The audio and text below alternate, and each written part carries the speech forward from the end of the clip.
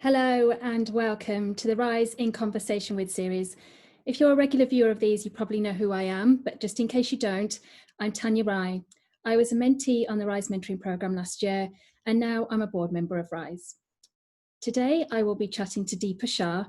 She was an award-winning CFO, Chief Financial Officer, for a leading brand and communications company within the Omnicon group in the heart of Soho.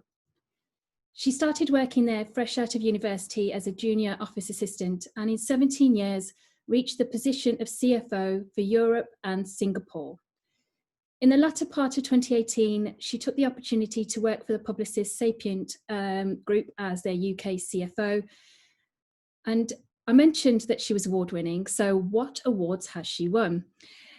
There has been the 2016 Business Award, sponsored by NatWest, given by the Asian Women of Achievement Awards. Then there was the 2018 CFO of the Year at the Women in Finance Awards in the UK. And more recently, the 2020 Technology CFO of the Year, awarded by Acquisition International magazine. She resigned from Publicis Sapient in January this year, worked out her 3-month notice period, and then in April, right in the middle of the global pandemic, she launched Lab 8. They specialise in growth advisory and business strategy for fast growth businesses in technology, healthcare, market research and insights, and creative communications. I particularly love their tagline, we can help build your business from the inside out.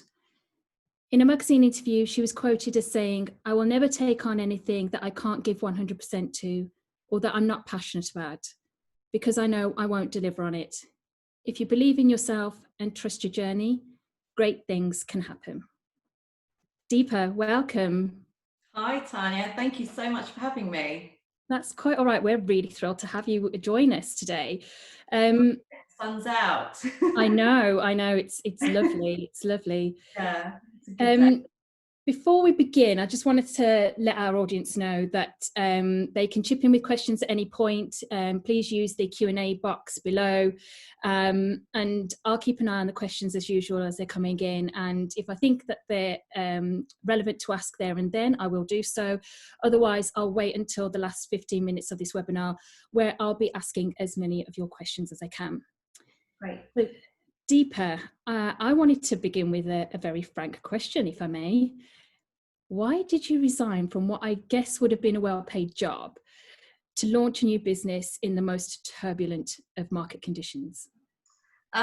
So when I resigned, I didn't know that COVID was about to strike us a few months later. I'd made the decision sort of back end of last year that it was time for me to go and do something a bit different. Still using my skills and experience, but I kind of wanted to apply them to different businesses, different business models. And I really wanted to go back and work with small businesses, small independents, not part of holding groups. So I decided after Christmas that, I'm going to resign. I already had the idea of Lab 8, what it was going to be about. I'd been working on it, it's been a year that I've been building it really.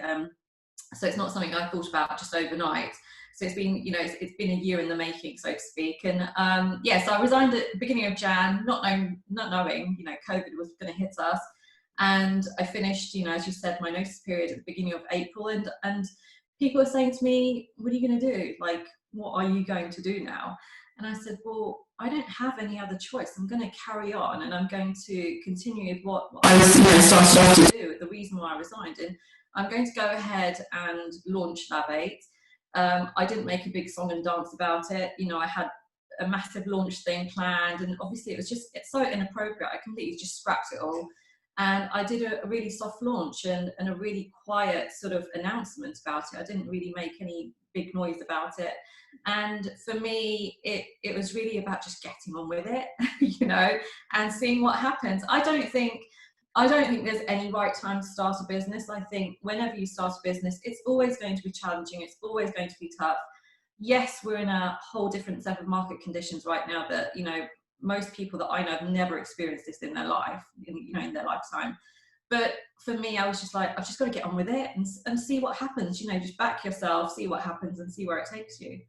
So here I am. Well, good for you. Good for you. And You know, I'd also add to that description in terms of the bravery that's needed to set your own business up. And I know people some people shudder at that word bravery, but it is, you know, not everybody has that strength to think, right, I can do this. And, you know, I think it's really admirable that you've been able to do this at a time like this as well. So good for you. Thank you. So I went straight in with a question about what you're doing now. So let's talk about your career from the beginning, because you actually had an ambition to become an investment banker in the big city, but you didn't get the grades to get into Uxbridge. So then what happened? So I was at Kingston University, and you know, all my friends, most people that I knew were planning on going into the city, and I was like, yeah, do you know, it was all the rage back then. It was like the late 90s. And, you know, I applied to so many banks, institutions. I've still got a folder of all my applications. I've just kept it. I didn't get a single acceptance anywhere. My grades weren't amazing. And, you know, I came out of university thinking, I have no idea what I want to do, right? I've got a degree in economics, didn't know what I wanted to do. And I thought, right, while I'm figuring it out, I'm just going to apply for a job because I need to get money, right? I don't come from a rich family or anything, and I thought I've got to just try and get some cash in now that I've finished uni. Mm-hmm.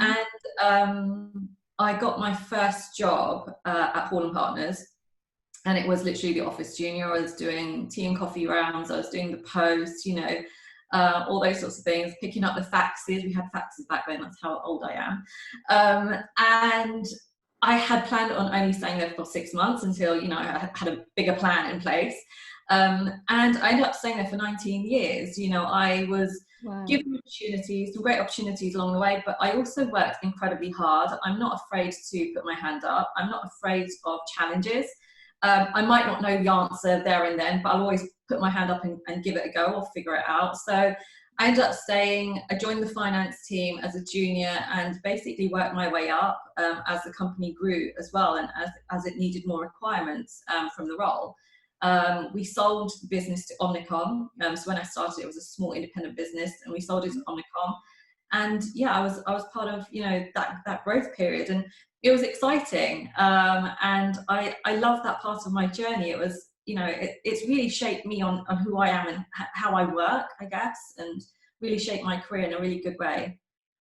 So that's my journey. You know, I started off, and it is unusual for people to stay at a company for so long, but I really had no reason of leaving during that time. You know, there wasn't a good enough reason for me to go. I was really enjoying myself. And I think, you know, whatever you do in life, you know, your work, you have to enjoy it.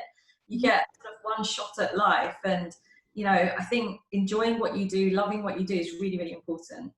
Yeah, and that was actually my next question, was the reason why you stayed so long. And I mean, I know you've already answered it a little bit there, but could you expand on that a little bit more? Because I think in these times, you know, the younger generations, they don't have those kind of jobs that are sustained for those long periods of time, and it's just really interesting to hear somebody's perspective on that.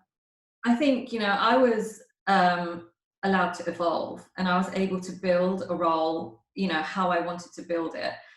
So the opportunity to evolve, really shaping it how I wanted to shape it. The company was growing, you know, that's really important because that creates more opportunities in itself. You know, if you're in an environment that's growing, that's really helpful. But I had a really good network of supporters around me, people that really championed me, people that really wanted to see me grow and help me develop. But then, you know, on the other side, it is really I'm very ambitious. I'm a driven person. I'm always putting my hand up. I want to challenge myself. I want to learn. So I think all those things combined kept me going. And of course, you know, the core of it was the people. I worked with some incredible people and the talent, and, you know, we had a lot of fun. So I didn't have any reason to leave. And for me, it's all about, you know, the time to leave is really when you feel you can no longer add any value to a business. And that's when I decided that, you know, I've kind of got to where I need to get to with this business, and it's time for me to get out into the world and see what else is going on, and go somewhere else. If a really good opportunity comes up, then why not? And that's when I took on the role at Publicis Sapient as their CFO. Oh, brilliant. Amazing. You talked about the people aspect and of Hall and Partners, and I'm assuming it was the same at Publicis Sapient as well. Did you have any career champions throughout your career, and how did they help you? Yeah, so I call my career champions probably my mentors. Well, some of them are my mentors, some of them are, you know, people that I've worked with along the way that have really tried to push me and challenge me. With my mentors, they're always challenging me, you know, they're always pushing me. They're always telling me what, you know, I might say something, oh no, I don't think I can do that, don't think I can do that. And they'll be like, why not? Do you know, why not? So I think you need people around you that are going to push you and challenge you, because sometimes pushing yourself is not always easy. So I think having a good support network around you is important, whether that's, you know, career champions, mentors, you know, friends that you talk to. Having that mixed support is really important. And for me, it's not about just having one mentor. I've got several mentors, people that I tap into, you know, depending on what I'm going through, what I might need help or advice on, I tap into different people. And I think that really, really helps a lot.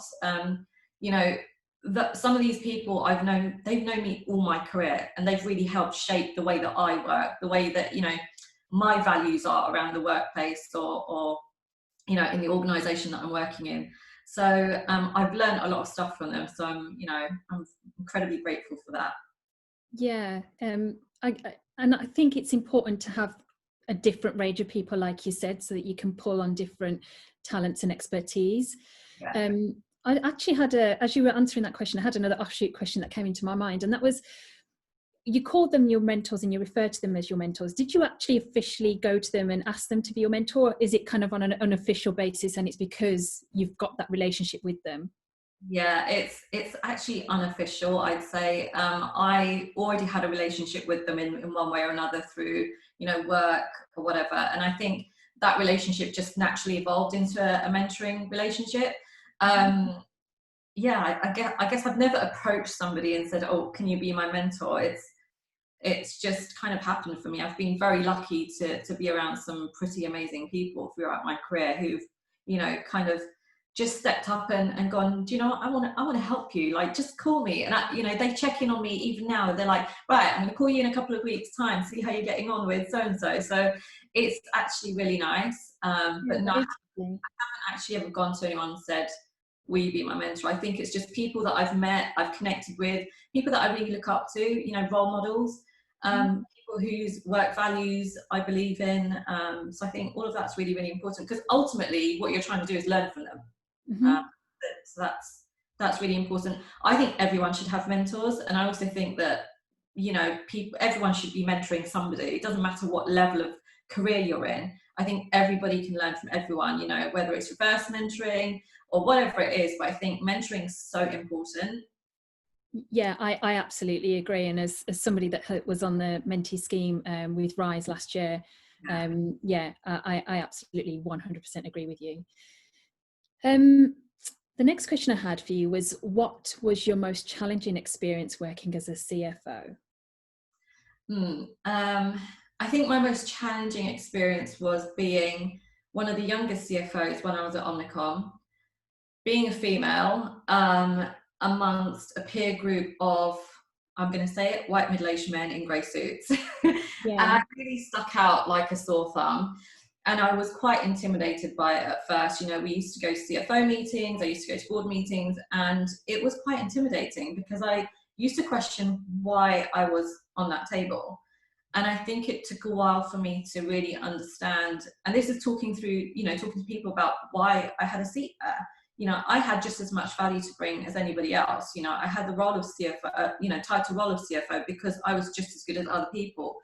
And I think that was probably quite challenging. And I think that comes to confidence, and how you perceive yourself. And that took, now I'm okay with it, but I know there was a time in my career where I was intimidated by it, I guess. Would it have been similar to something like, I know this is like a buzzword phrase at the minute, but imposter syndrome? Is it? Yeah, I think so. It's questioning why you're there. Why do you deserve this? You know, what if you open your mouth and say something stupid? What are you going to look like in front of all these people? And yeah, I think it was, but I was quite young then, you know, and it took me a good few years to get my confidence around that. And I ended up turning it around, you know. I ended up hosting dinners for the CFOs and getting people together. And I just think you've got to find ways to turn things around to make you comfortable in the environment that you're put in, and to help build your confidence. And, you know, you are just as good as they are. That's why you're there, you know. Yeah. And you bring, for me, I was bringing a different set of skills and opinions and thinking to what the others were as well. And I think that's, you know, that was a strength. You know what? I wish we weren't over the ether, because I really want to give you a high five. Hi. Yeah. Right. So what was your proudest moment working as a CFO? Oh God. I don't think there's one moment, but I do think when I won my first award, which was the Asian Women of Achievement Award, I think I realised that I had a really good platform to use my voice, but also that's when I started mentoring. And I thought, right, I know I'm a CFO, but what can I do with my skills and experience to really start giving back? And that was, for me, really important. So I started mentoring other women, across Omnicon, across the agency that I was working in, to really help with their confidence skills, help them with their career progressions. And some of the feedback that I used to get, oh my God, it was so amazing. Like, honestly, some of the messages that I used to get were just like, wow, I feel like I've actually made a difference to someone.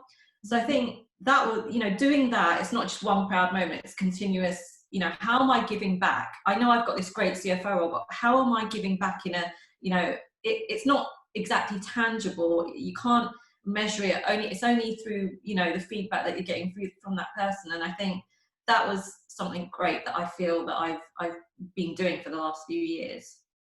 Sometimes it's not about having that tangible reward, though, as you say. It's knowing that connection that you've made with that other human being. Yeah. And I think that's what's the most valuable and important thing in life in general, not just your working life. Exactly. And I've been fortunate to win these awards. And again, I used to question why I'm winning them, but the way that I decided to flip it around was actually, what can I do with them? What can I do with this recognition that's going to help other people? So that's what I've been doing with them, really, just to say, look, I'm here, I've got a bit of a platform, how can I help you? And I think that's really important, in how you give back from those recognitions that you have. Yeah, it's brilliant. It's brilliant, that work that you've done there. I'm about to ask this next question because there are many people in all sorts of industries right now who have had to furlough staff, and the broadcast, tech, media and entertainment industry is no different. There may be a few people out there seriously considering working for themselves or setting up their own business within our industry. So what advice would you give to those people at this time, given that you have Lab 8 up and running in the midst of this global pandemic? My first recommendation is, it's absolutely exhausting. It's really tough. If you can avoid doing it right now, I probably would. You know, that is my recommendation, because it's an incredibly tough environment. It's a period of time where most people haven't been through anything like this. I know we speak about the last financial crash in 2008, the dot-com bubble, and many of us were too young to remember a lot of that. But I know lots of people, my mentors included, who went through that, and they were like, this is nothing like they've ever seen before. So I think if you're going to do it, you have to be 150% confident that you're going to put everything into it and really try and make it work. If you're going to do it a bit half-baked, really, honestly, don't bother. I don't believe in doing anything half-baked anyway, but I think right now you have to make sure that you are resilient enough to be able to get into it. And it requires a lot of grit. It requires a lot of mental resilience. It's not easy. I'm not going to sit here and say, oh, it's been an absolute doddle. It's not. It's being on a roller coaster. You know, one day you're up, the next day you're down, the next day you're questioning, like, what the hell have I done? So I think you have to have a certain degree of resilience, and I think right now more so than ever.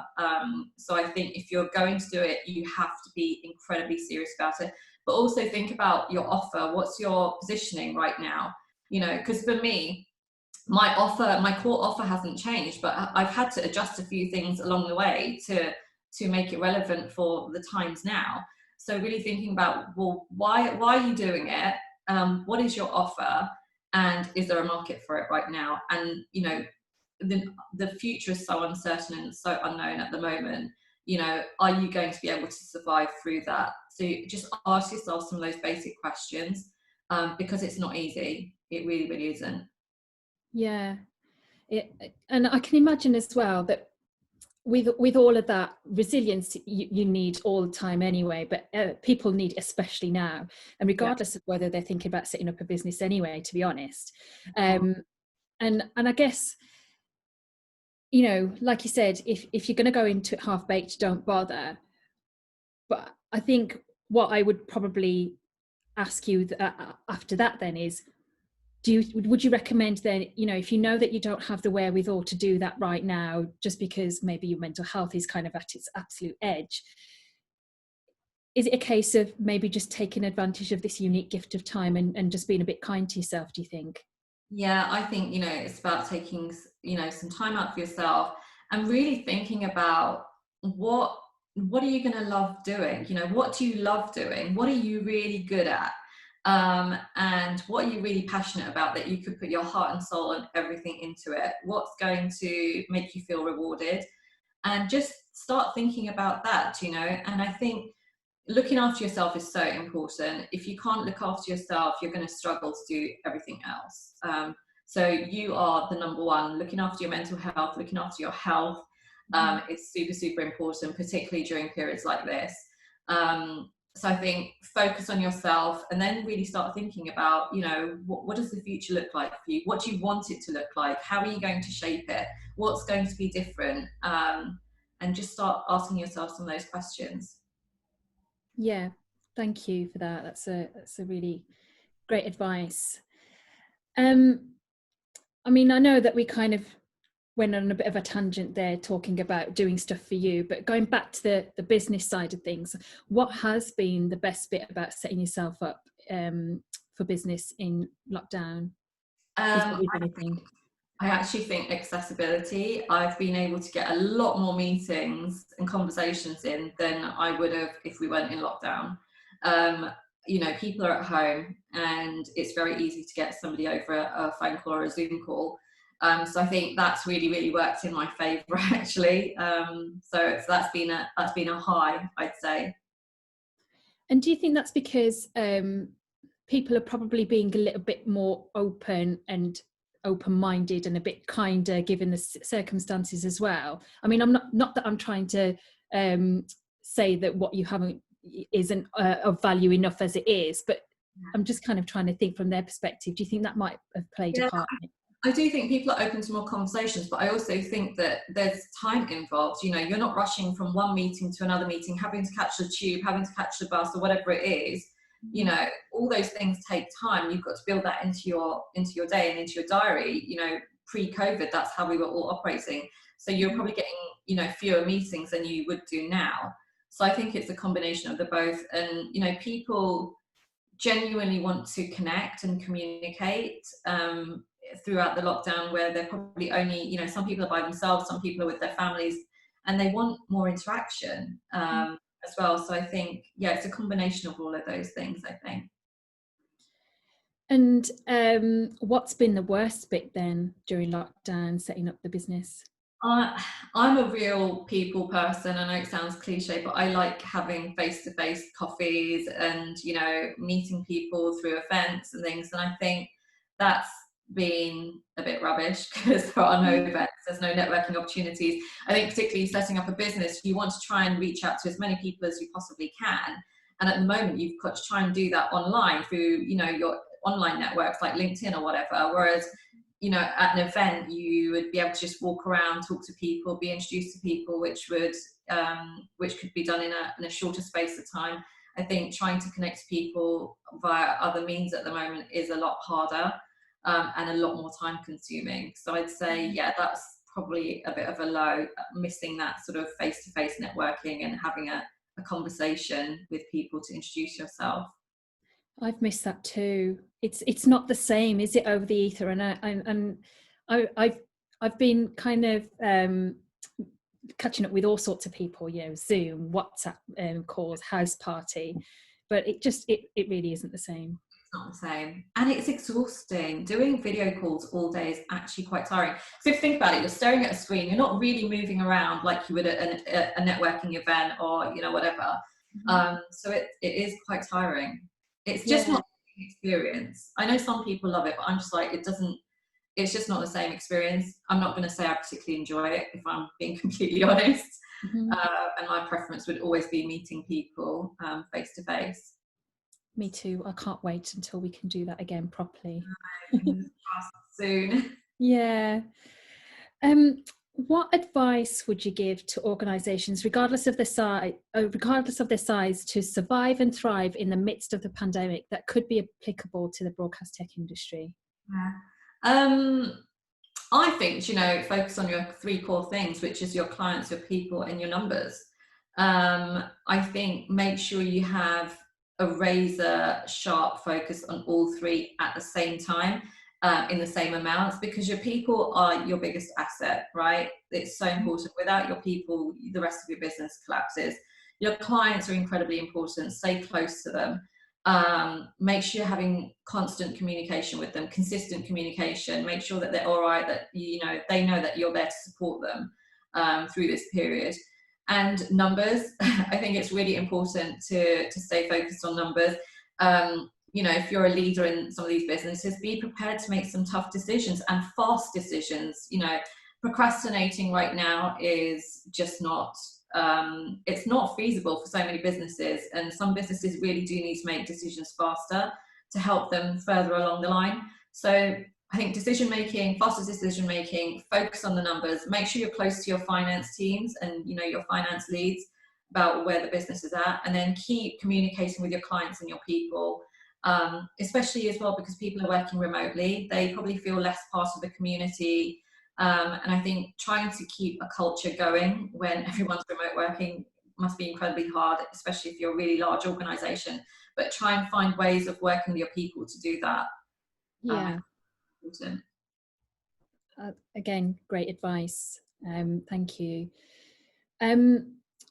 I've spent some time researching you in preparation for today, and I think for me, what really stood out about you is your authenticity. Again, at the moment, that feels like it's a real buzzword, but I'm going to stick with that word for now. It's something, particularly in the last 18 months or so, that I've personally prided myself on. How do you think authenticity can set you apart, whether you're an employee, an entrepreneur, a senior leader, or even a CEO? I don't know if it's going to be a very simple answer, or maybe I look at authenticity in a very different way. I think being authentic is just being you. There isn't another you out there, and that's what sets you apart from everybody else. Being authentic is just bringing yourself in front of whoever it is, just turning up as yourself every day, having a point of view on things, and I don't believe in copying other people or trying to be like other people. I think you can aspire to role models, ways that they work or whatever it is, you can learn from them. But I think you are born you have your values, your opinions, your ways of working, your ways of thinking. I think that's really, really valuable because nobody else is going to be you ultimately. And I think that's what being authentic is about. Just be yourself. Bring yourself to the table. You don't need to be somebody else. I don't know. Is that how you see authenticity? Because that's how I see it. Yeah, I absolutely do. And about 9 months ago, I had said to a couple of people, I bumped into them. They worked in some offices for a PR agency where I worked in the complex that I worked in, and we were having this conversation, and I said, for the first time, I feel like I can be the real me all the time, because before, I went through a period of working as a freelancer, and because I was charging a daily rate, I was certainly a lot more closed than I am now. And I kind of kept thinking, I'm really worried about how people will perceive me, because I can be a bit like away with the fairies, but in a good way, but I think it can be a bit too much for some people. So I was particularly concerned about how I would be perceived. And And now that I'm in my mid-30s, I don't have that concern or worry anymore, because I feel like I know myself more than I have ever done. And there's still always room to grow and learn. And, you know, I'm not saying that's it, I'm done at 36, I know everything I need to know about myself. But yeah, I feel, yeah, I just feel like I know myself, and I feel like I can be the real me. But isn't it exhausting not being the real you? Yeah, it was. It must be exhausting. That's why I'm just like, just be yourself. And you know, you're always going to get people that don't like you. That's life. You know, it happens. It happened when we were at school, and you know, it happens in, you know, your working environment or whatever. Like through life, you're always going to get people that don't agree with you, that don't like you. But so what? It's just a part of life. You shouldn't stop being who you are, or what, you know, talking about what you believe in, or, you know, living your life the way that you want to live it, because you're worried about other people's opinions and what they're going to say about you. I don't think I've ever been like that. I'm not worried. I'm now not worried about what people think of me.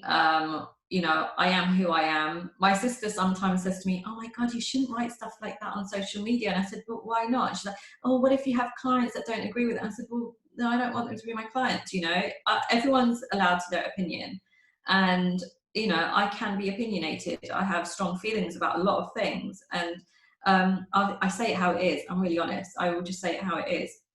I'm not rude, but I will be very, very honest. And I think it's important. I think it's important to, you know, bring your best self, but also be honest. And that's how you are authentic. That's how people really get to know you. And I just think pretending to be somebody that you're not is really tiring. Yeah, amen. Amen to that. Right, so I read that you had attended a media and communications event held as part of an International Women's Day, held as part of International Women's Day, I should say. And out of 300 women, there were less than 5% from an ethnic background.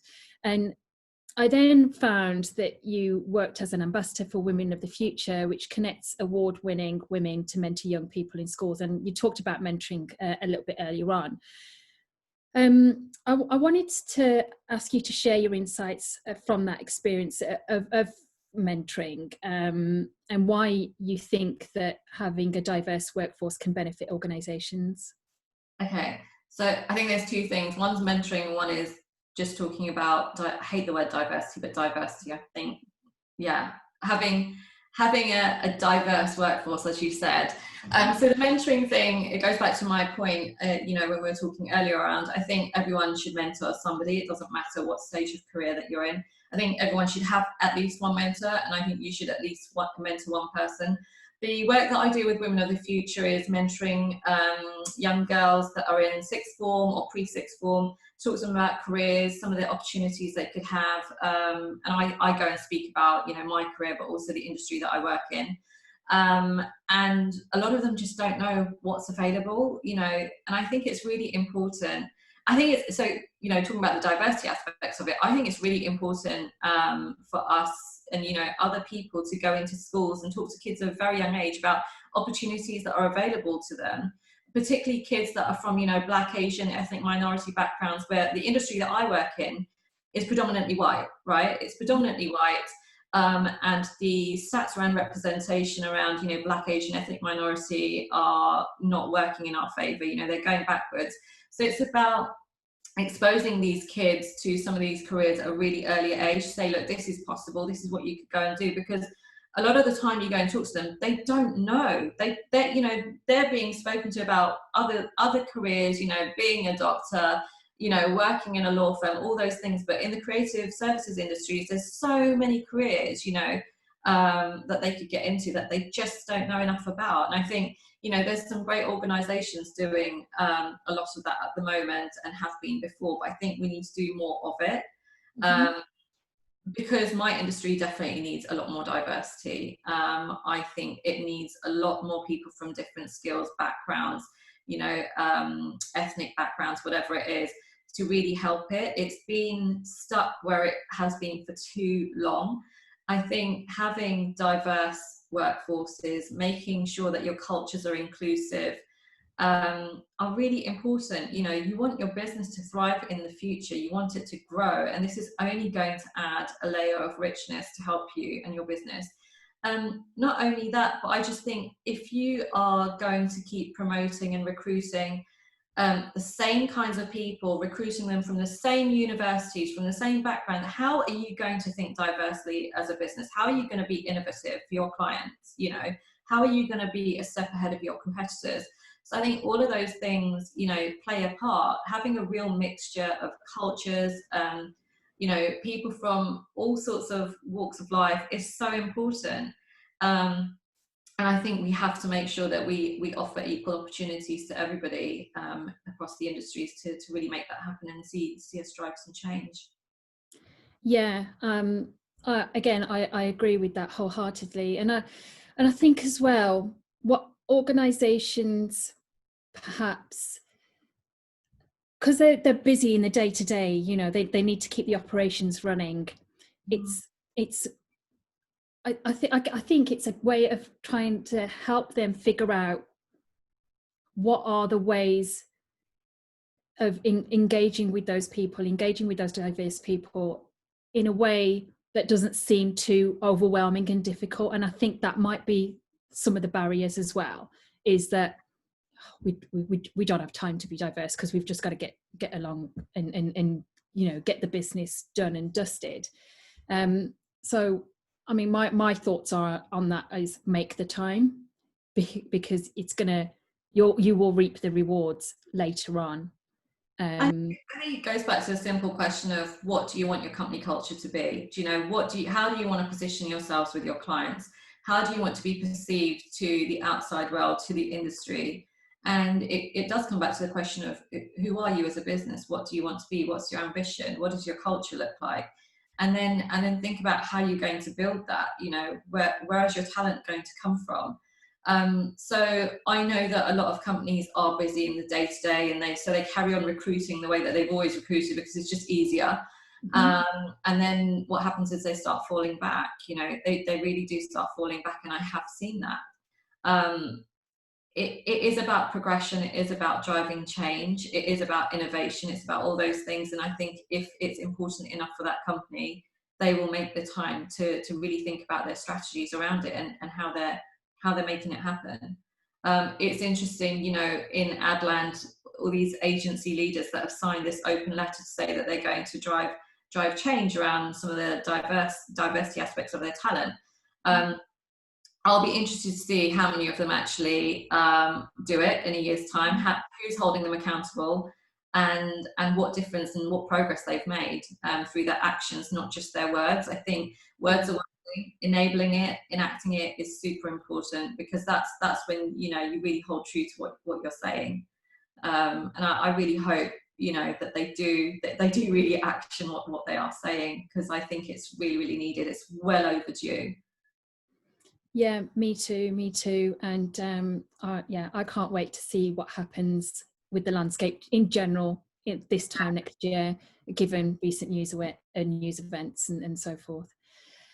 We have had a question come through, and I want to take this opportunity as well to speak to all of our attendees and say, please do send your questions through whilst we're chatting away, and I'm definitely keeping an eye on the chat window.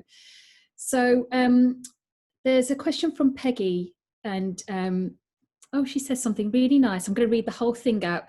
Hi, thank you very much for sharing your impressive story, and thank you especially for starting your story right at the beginning.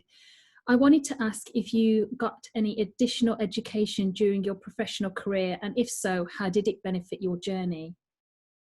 Thanks, Peggy, for that really nice message. I have continually been doing different bits of education. So when I was with Omnicon, I was lucky enough to get onto a course called SMP, which is run by Harvard, and it's for Omnicon University. So I did that, which was absolutely brilliant. You're spending time with Harvard professors. So I did that. I've done my CIMA, which is the professional accountancy stuff.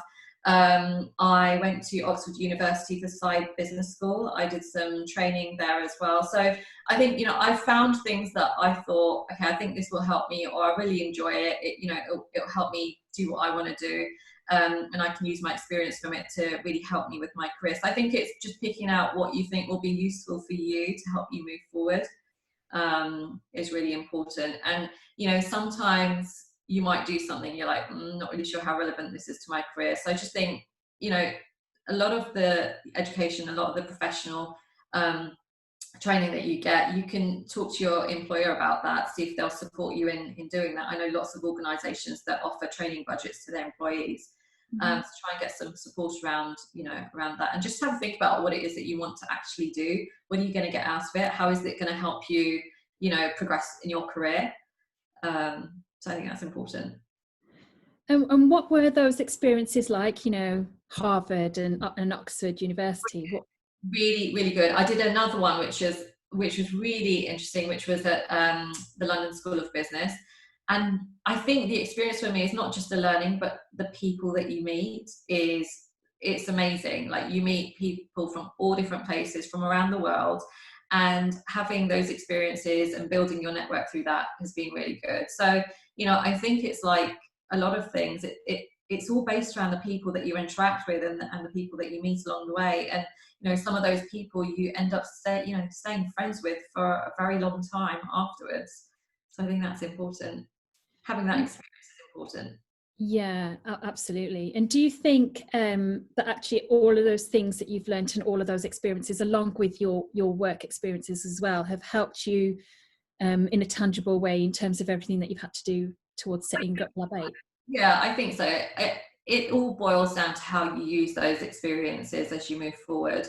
And I've used them, I think, in a positive way to help me do what I need to do. You know, you're taking time out of your life to go and learn. So learn and use it. You know, use what you've learned in the best possible way. Yeah, absolutely. Peggy says thank you. I haven't got any more questions coming in, but I did want to ask you one more thing, that as we were kind of talking about this current situation, and you made reference to the 2008 crash. Now, I don't know at what point you were in your career then, but you were obviously working in a finance role. I mean, I know it's probably difficult for you to make that distinction, because your colleagues have said, oh, I've never seen anything like this, and you're no longer working in that same financial role that you were before. But are there any kind of differences or similarities between what's, you know, 2008 and what's going on now, without the obvious thing of this being a pandemic? Yeah, I think, you know, the main thing is that this pandemic has affected every single industry, right? It's affected everybody in one way or another. It's affected every single industry. I don't think 2008 did that to such a big extent. It was mainly, you know, the financial services industry that it really shook up, and, you know, other businesses had a bit of a reverberation through that. But this is just something, yeah, it's crazy. It's completely extraordinary, and I think everybody is being affected by it. The whole world's being affected by it. I think it's going to have a much deeper effect than 2008 did. I hope I'm wrong, but I think it will take a lot longer to recover from it as well than the 2008 crash. But I don't know. My predictions might be completely wrong, and I hope they are. You know, I wish I had a magic ball, but yeah, it's hitting a lot of businesses and a lot of people a lot harder, I think. Yeah, I'm definitely getting that sense. And obviously, you know, I think it's amazing what the government have done and stepped in and put the furlough scheme in place. And I know that mistakes were made along the way in terms of not really catering for freelancers, or you know, people who made that kind of decision before COVID came along, about changing from being an employee to self-employed and all that kind of thing. But yeah, it's that's been good in that sense. But I'm also mindful and have concerns around what's going to be the economic effect of that, because they've got to have taken out more debt in order to do that, right? Yeah, exactly. And, you know, with the furlough, with all the loans and things, it's going to be interesting to see how many businesses that have taken out the loans are going to survive into next year. It's going to be interesting to see how many people on furlough will remain in their jobs after furlough ends, and how many people are actually going to end up being made redundant because companies decide, okay, now we can restructure, now we can sort of downsize. I couldn't tell you how much, but I think there's going to be a lot more than the government. You know, the government's done the right thing by offering these support solutions, but I think, you know, longer term, what's the impact? Yeah, yeah. It is something that I know is going to be concerning at the back of people's minds. Right, I'm just going to check to see if there have been any more questions come in. There haven't been. So we're coming up to 10 to 4 now, Deepa. So I'm going to end the conversation there. But I wanted to end on a nice positive note and just say that it's been an absolute honour and pleasure speaking to you. I've really, really enjoyed it. I've really enjoyed researching you, and I was very excited about talking to you today. And when Carrie mentioned your name, I was like, can I do it? Can I host? So yeah, it's been a real pleasure. Thank you so much for your time. Nice to talk to you as well. It's gone really fast. I was like, oh my God, it can't be that time already. But it's, you know, that's what I love about conversations, you know, when, you know, they're brilliant. So thank you Yeah. very much. Oh, thank you. Right. Thank you as well to our audience that have tuned in and listened and stayed with us throughout. We have a YouTube channel as well at Rise, so please do check that out. If you type in Rise Women in Broadcast in YouTube, you'll be able to find it, and please do subscribe to that channel as well. And there you'll find all the other previous In Conversations With that we have done so far. Thank you once again, Deepa. Thank you, everybody else. And it's goodbye from me. Thank you. Bye.